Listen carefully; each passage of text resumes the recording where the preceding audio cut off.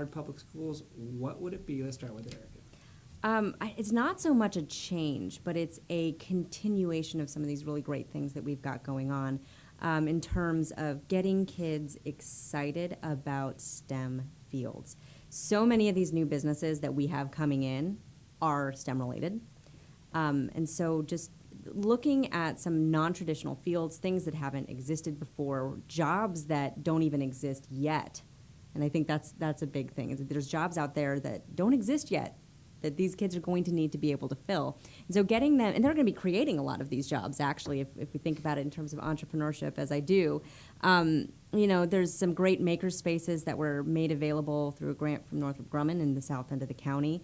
I got a chance to go and tour those. Seeing these kids get so excited about creating things and looking at the science of stuff and just seeing how these different connections are made was great. And it's that opportunity to get excited. And then I got to tour a school up in Titusville, actually, where they had done a CSI project on a classroom grant through the Schools Foundation. And again, it's just getting kids excited about stuff. I remember when I was in elementary school, and just the things that made me want to do the things that I'm doing now are the experiential learning activities. And I think that the more that we can increase that, the more that we can make that commonplace within the classroom, the better we're going to be. This is a digital group of kids that are growing up now, and if we can give them the opportunity to get hands-on with things, it's going to make them more well-prepared in the workforce and the jobs that they're going to be taking later on. It's just going to make them more well-rounded individuals, and I think that we owe it to them to be able to do that kind of thing. Rita? I would like to see a little bit more focus being moved into the areas where kids can get the hand-on training for different fields they can go into. Not every child's made to go to college. I raised 6 kids and I realize this, but they're good with other aspects. And so if we could get them trained into something that interests them, so they can get right out there and get busy with their career. I mean, you still make a good living, and without having to have a 4-year or 6-year degree. And actually, some of those degrees aren't even able to provide jobs. So I think just figuring out what the child's going to be good at and finding a way to train them in it.